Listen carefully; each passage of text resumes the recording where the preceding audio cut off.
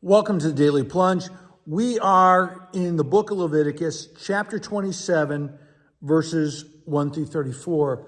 Now, it speaks about if someone makes a special vow, right? They dedicate a person to the Lord, that they are to give an equivalent value. Now, some ways of understanding this, because what they're not talking about is making a vow and then paying to get out of it. What they're talking about is making a vow and then giving an additional offering in support of the work of the temple, which blesses the entire community. And so if various members of a family, there would be an offering for children, for the elderly, for women, for men, and it just trying to assign some values that made sense in their culture. Goes on to talk about if you dedicate an animal. And, if think about it, the temple is not really in the business of, being a stockyard, right? And so let's say you decide, I'm going to give you some of my cattle, a camel. Let's say you're going to give a camel. Well, the temple doesn't have a huge need for camels. What they can use is the money. So there's an assigned value to that animal, and then you sell that animal for whatever you get, but there's a certain amount that you're expected to turn over to the temple, right? Now, and then it talks about houses, and it talks about fields, and all of this is that our spirituality is lived out in tangible ways with the community, with one another. And, the cost of supporting the sanctuary is there regardless, right? It costs something. It'd be great if churches, could exist on air.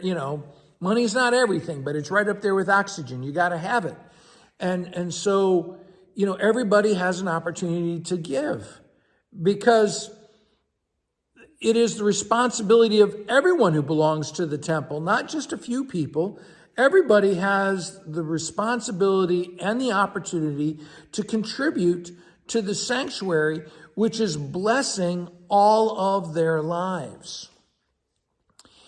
And part of this is also to help define things so that it isn't just the wealthy who make this, and I think that's one of the things we don't always understand. Sometimes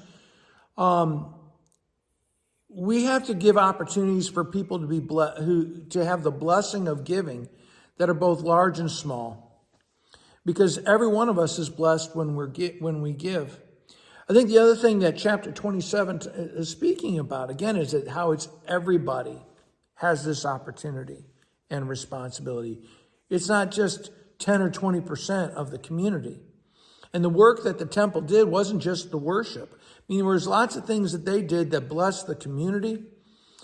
And the work that's happening in this temple is helping the community to be healthy. One of the things that churches are not given enough credit for is all the work that we do with helping people in their spiritual lives that helps them to be, mentally healthy, to be good husbands and wives, to be good, daughters and sons, how as families are strengthened, couples are, marriages are strengthened, how they bless their neighbors, how they bless the community, and how the ripple effect of the work of the churches. And it can't be replaced. There's no other agency that can do what we do, and certainly not at the budget we do it for. So I want to encourage you, when you give to your church, to the work that God is doing, every one of us has a responsibility and an opportunity to do that. Well, thanks, friends. Have a blessed day.